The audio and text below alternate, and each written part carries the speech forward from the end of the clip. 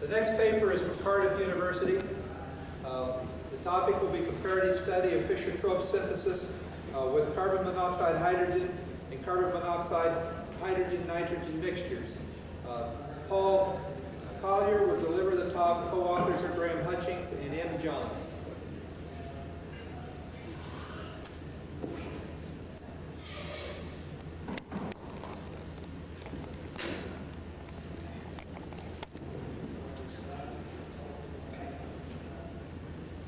Thank you for the introduction.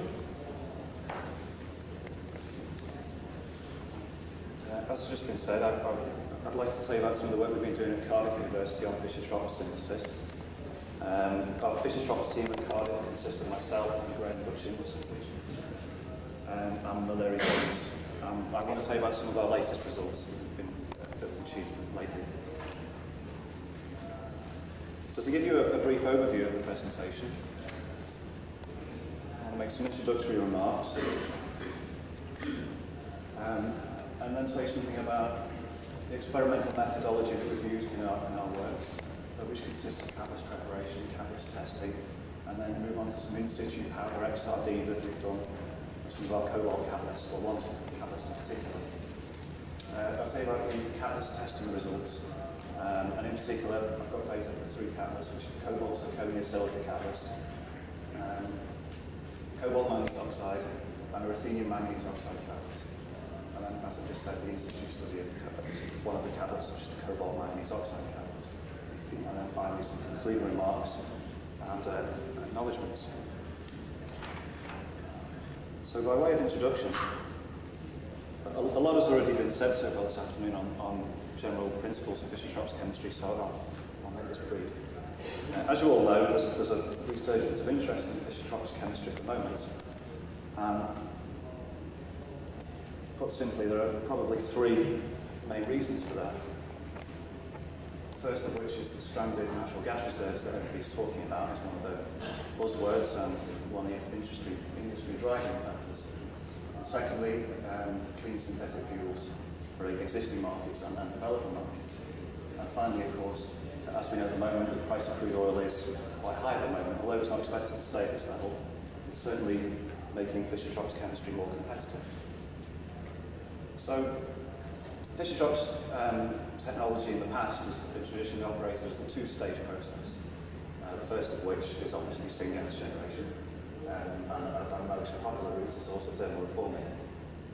And then secondly, Fischer-Tropsch synthesis with typically an iron catalyst, although there are some trends at the moment towards cobalt. And also at the moment there are commercial interests in using air in the synthesis gas stage to eliminate the use of the need for an oxygen generation plant. But of course, one of the upshots of this is that, as has already been mentioned, you end up with a nitrogen dilute synthesis gas stream. So what we've looked at is just to see what are the effects on the Fischer-Tropsch synthesis, selectivity of this nitrogen, if there are any. So the experimental methodology that we've used, we prepared a 10% cobalt zirconia silica catalyst by successive impregnation of zirconium and cobalt precursors, followed by drying and calcination steps, calcination at 500 degrees in static air. And the manganese oxide supported materials were prepared by co-precipitation at pH 9 of the metal nitrates with an active metal to manganese ratio of about 1. The catalytic data was obtained in a standard fixed bed microreactor at 209 degrees Celsius, about 20 bar, 320 pSig, and the catalyst produced in situ using a diluted hydrogen stream. And the in situ XRD study was done using an NRAF non-use diffractometer with a par commercial cell. So the schematic of the catalytic reactor, it's not particularly complicated. Obviously we take 2 feeds, we get a synthesis gas pre-prepared feed and a nitrogen diluent feed, and these are controlled by mass flow controllers with pre-filters and non-reserve valves. We've got a fixed bed reactor control with a temperature control, thermocouple monitoring system, and a bypass to aid in GC calibration and so on. This particular reactor was designed for high alpha value cobalt catalysts, which explains the collection trap at the bottom so we can trap out the wax is produced. Although some of the catalysts we've looked at here haven't been sufficient high alpha value materials. And finally, reactor pressures maintained by the pressure regulator with online GC analysis for measuring conversions and so on. The XRD study, the diffractometer, as I've said already, is a non-use commercial machine. And this gives you an idea of, this is just a photograph from some airport listing material. The real thing doesn't look quite as clean as this at the moment, but this is what the commercial material looks like. The south that we use for the in-situ study is located obviously in the middle here, and the X-rays are shined in and then reflected out. So the actual cell, as I've said, is a commercial cell. Here's a schematic of this, containing beryllium windows at the top. And the actual sample holder is at the bottom here, which can be located up and is sealed via an opening in the steel. The actual sample holder itself is made of stainless steel. This has some impact on the XRD study, which I'll explain later on. And obviously you can heat this, and this can also work at pressure. Although in the study that we've done, we've just run it at ambient pressure. So, let's move on to some reactor data now. I'm going to give you some data for the 10% cobalt zirconia catalyst. This particular catalyst was run for about 600 hours in total. I don't actually want to give you all of the data, I just want to summarise data from periods of nitrogen on and nitrogen off, just to give you some idea of the work of this work. So the first the way I've divided up is in what I call analysis periods. And what this means is that the reactor's run for a certain period of time, and then the trap at the bottom of the reactor is opened, and the heavier liquids are analysed by offline GC.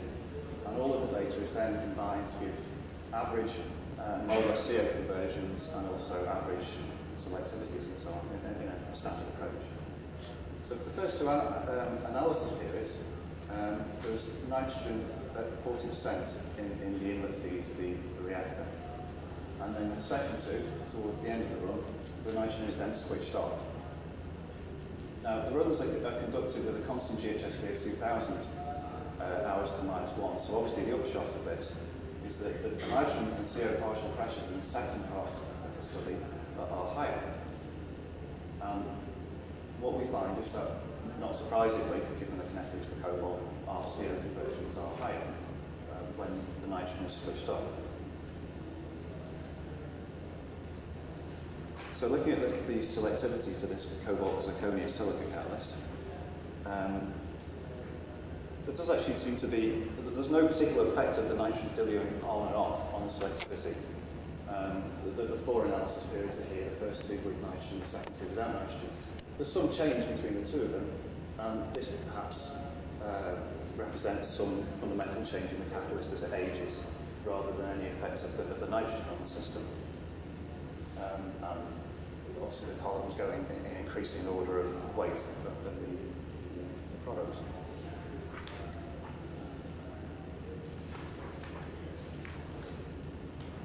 So to summarise this cobalt catalyst, we also did work with a 28% cobalt zirconia catalyst, and this shows similar effects. With that one, we looked at differing levels, 30%, 40%, and 50% nitrogen in the feed, and we found similar results in that at constant GHSV, as you'd expect, the hydropartial pressure would be increasing as you cut off the nitrogen level, and so forth, the rate of CO increases, and there's no effect of the nitrogen diluent on the selectivity.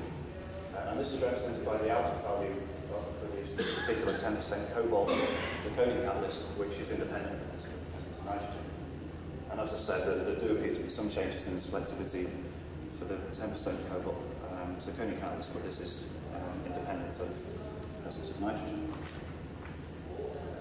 So moving on now to one of the cobalt manganese oxide catalysts that we prepared by co-precipitation.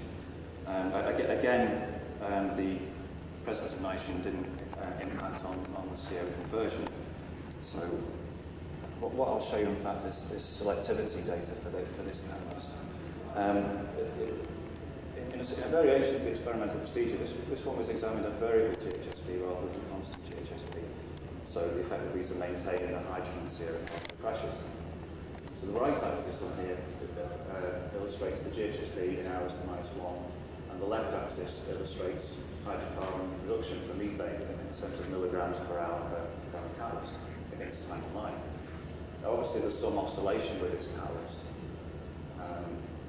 And the catalyst in fact turned out to be fairly amorphous when it was calcined, and so perhaps the oscillation is an inherent characteristic of the catalyst itself. There doesn't actually seem to be any effect. The two periods with nitrogen on are, at this point here we have 30%, and this point here we have 40% nitrogen, and then the nitrogen is switched off and it's reduced back to its original level of about 1800 as a GHSV. Just a background oscillation. Although when the nitrogen is switched off, there does seem to be a dip in methane. Although I wouldn't want to make too much of that given the background pattern for that trace.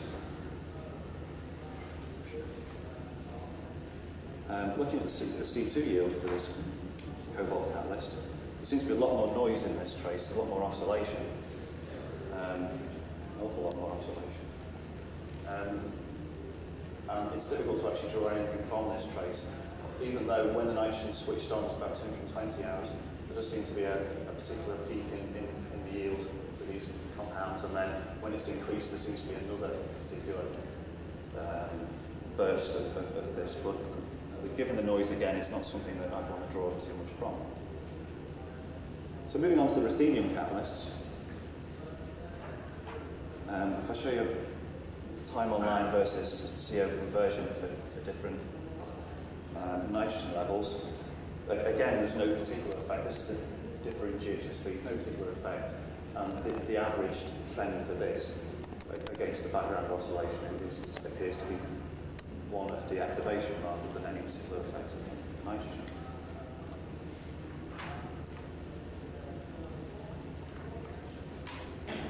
So now, if we look at the methane yield for this ruthenium catalyst, it actually looks quite interesting when the nitrogen levels has increased from about 220 hours, we go up to 40%, and it seems to almost kill off the production of methane for this catalyst, which is something that is quite interesting, and at the moment I don't actually have any particular explanation for this. It's something that we're looking at the moment.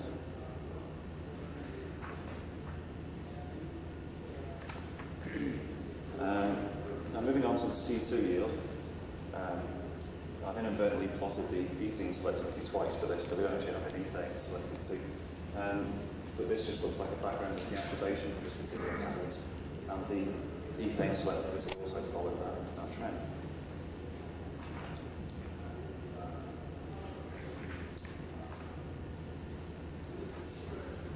If I just show you the C3 selectivity for this catalyst, again for the alkane products, we seem to see a suppression of production when the higher level of nitrogen, about 40%, is introduced into the feed.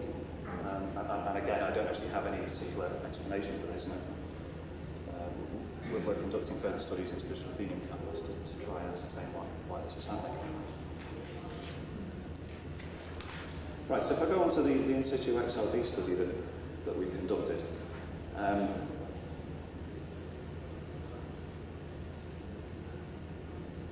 as I mentioned, the sample holder in the commercial machine is made from stainless steel, and the crystal spacing in iron is somewhat similar to cobalt, and this does cause some problems.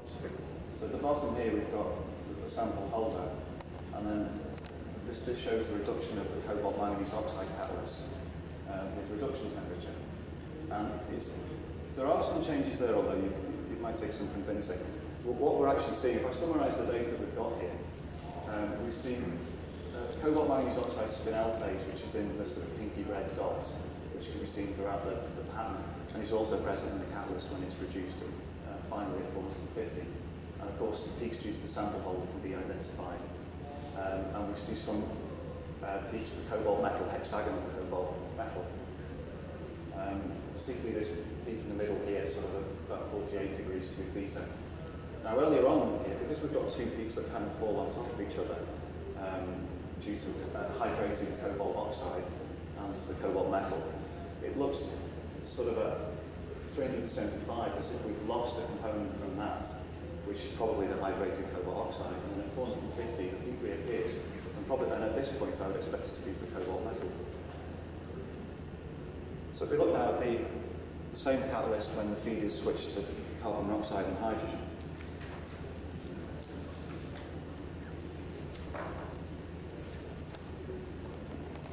Right, increasing the temperature up to 206, which is the reaction temperature, and then running it for 110 hours just with CO and hydrogen over it. You can see strong peaks for cobalt metal, marked with an X, and also residual peaks for the spinel, which we've got there, and peaks due to manganese dioxide and manganese oxide in there. And there doesn't appear to be much of a change apart from over here on the right, where there's the sample holder peak and also there's the spinel peak, which seems to coalesce at some point. So perhaps this represents some phase change in the catalyst. But then cobalt catalysts are known to take 100 or so hours to settle down and reach stability.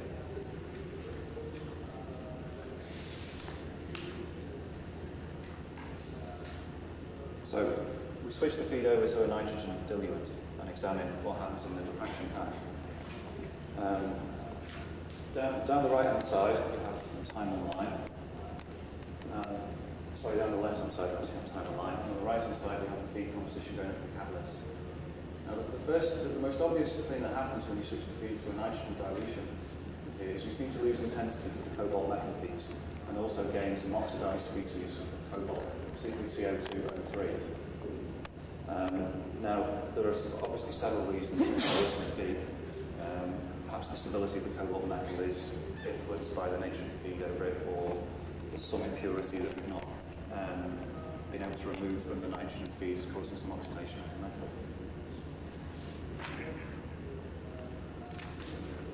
So, in conclusion then,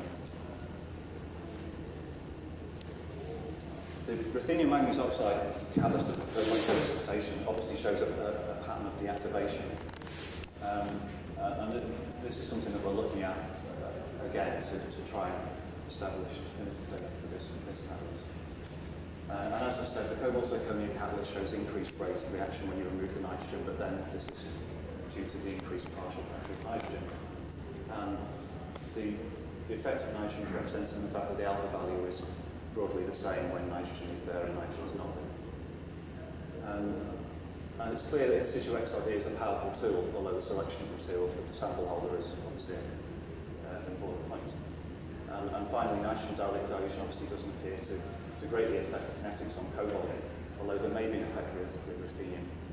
And finally, for acknowledgements, if I can thank UKSRC in the UK for funding the student Collier Johns for this work, and you all for listening.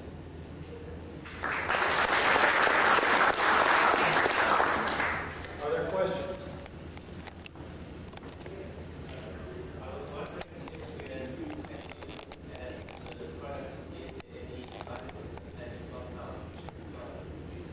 We didn't actually see any nitrogen incorporation in the product, no.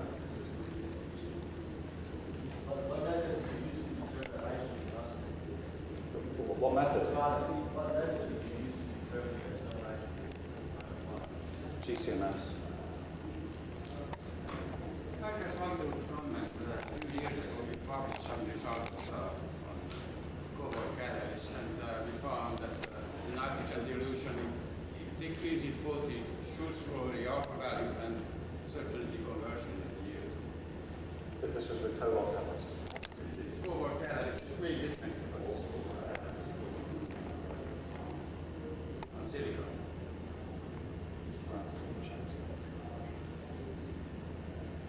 Clearly there's some difference between the silicon and manganese oxide and the promoted silicon, the zirconia process.